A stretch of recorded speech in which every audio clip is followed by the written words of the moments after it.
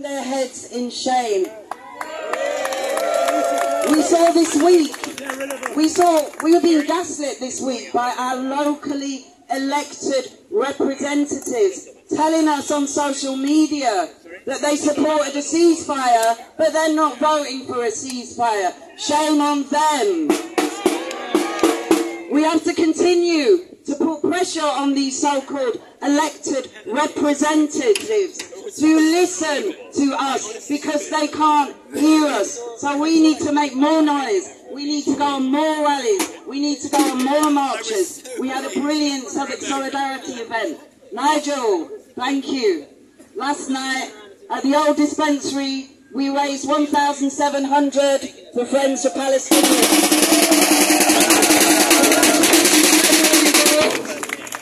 And to all those who couldn't come but donated anyway. We've got actions all over South London this afternoon, and we are part of it. Let's keep up the momentum, comrades. Let's keep up the momentum, friends.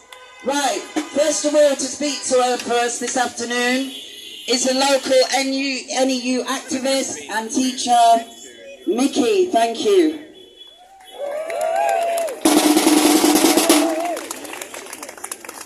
Thanks, Sam, and thanks everybody who's organised this today. And it is important to know that we're standing with thousands and thousands, if not millions of people around the globe to call out this genocide, because that's what it is.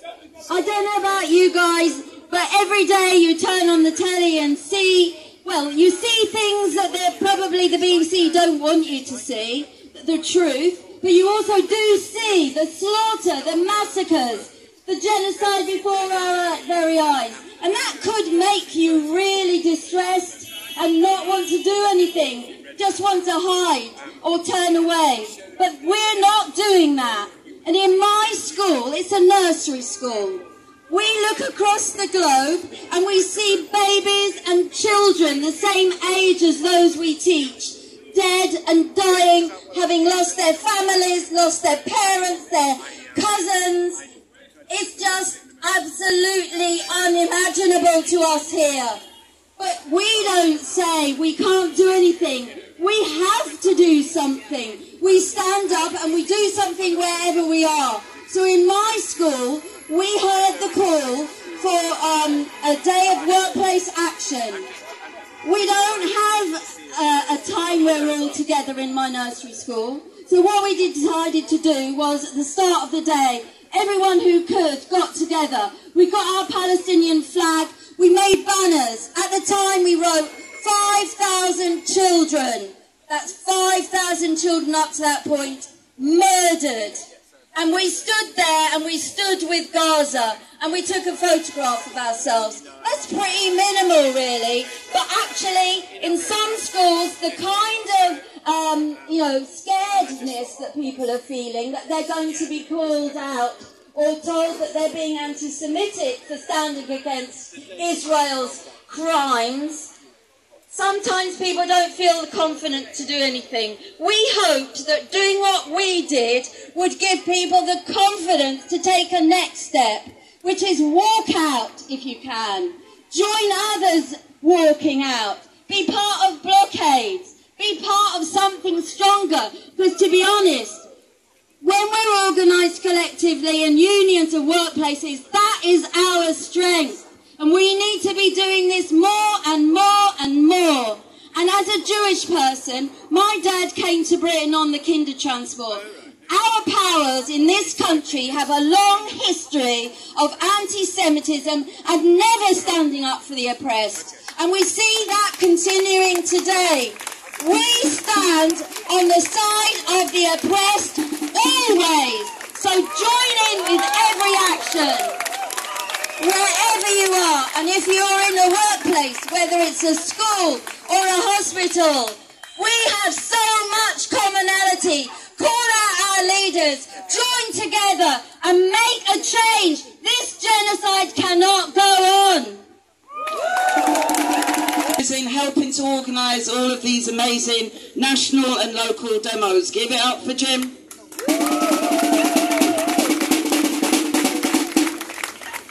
There is a massive campaign to tell you that what you're seeing is not what you're seeing. And what they want you to see, you have to see. And it makes no sense. And when you turn it upside down, then it makes sense. So, for example, everybody was required to say that they condemned the attacks of October the 7th before they were allowed to commentate on the Israeli attacks on Gaza. It makes no sense, because what you're seeing is not the reason. The reason for the Israeli attacks on Gaza is not the attacks of October the 7th. It's the excuse.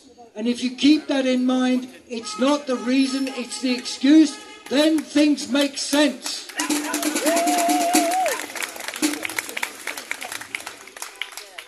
Then we're told there are things we cannot say, like, from the river to the sea, Palestine will be free.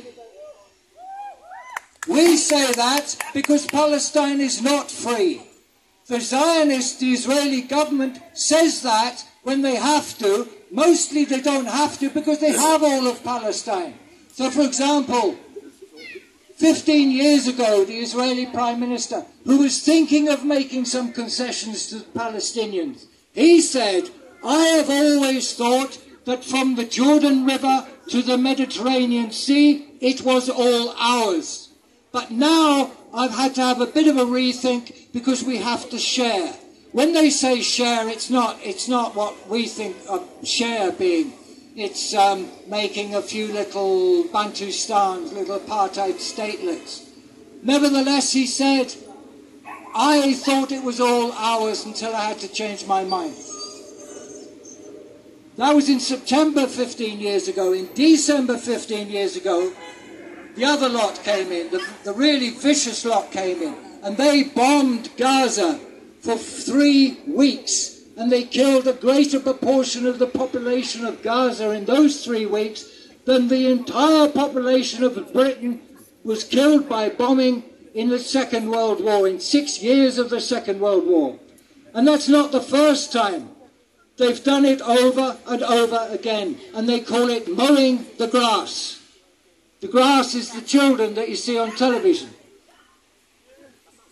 They kill more than the population of Gaza that were killed in Britain in the Second World War. Because 2 years later they killed 2,200. Before that, in 2006. Now they've killed 14,000 if you count those who are buried under the rubble and the children who get eaten by rats. There is no way that this is a response to October the 7th. And 1 million, 2 million people in Britain have seen that. We've all seen that. Everybody knows that. 20 years ago, in the run-up to the Iraq War, we had a thing called Hoot for Peace in central Brixton. We used to go out every Friday night. We were meant to go for 2 hours. We said to people, hoot. Hoot against the war. We couldn't leave it after 2 hours. We had to go on for 3 hours. If you hear the hooting in the background, that's because we've got a minimal version of that now, where we go to each corner. There's somebody on each corner saying, hoot for Gaza. And people hoot. And if you set the chain reaction off, it can go for 10 minutes with no silence whatsoever.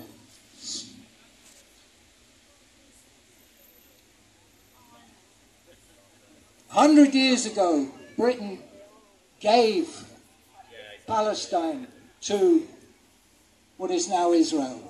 And started the creation of the Israeli state. Didn't consult any Palestinians, the British army marched in, they took Jerusalem, and they declared the British mandate with the Jewish settlement. 50 years ago, the Israeli Prime Minister Golda Meir came to London after Israel had gobbled up the rest of Palestine, and she said the Palestinians do not exist. And there was a bit of a row in this country. Can you really say the Palestinians don't exist? Can you really say they've been eliminated? That was 50 years ago. 33 years later, the chief of the Israeli military staff said, the Palestinians must come to know in their deepest consciousness that they are a defeated people. In other words, 33 years after the Israeli Prime Minister said the Palestinians do not exist, The Palestinians, according to the head of the Israeli military, didn't even know they were a defeated people. That's why they will never, even if they destroy Hamas, that doesn't make any difference. There are peoples who disappeared from history, remembered from history books. I don't know if you remember the Picts. The Picts were some force in this country after the Romans. But where are the Picts now? Lots of people have disappeared. Those people who do not disappear, those people who are resilient, then you can never crack it. They will never crack disappearing the Palestinians. The only role of the British government is to carry out what they said 106 years ago when they issued the Balfour Declaration. And they said, we're in favour of the creation of what was then to be Israel, provided the political and religious rights of the existing population are respected. British government has never respected that. It's always gone against that. Long live Palestine. Palestine will live long, even if we don't say so. We have to say it much more loudly. The issue is the rights of Palestine. The issue is not a concession by Israel.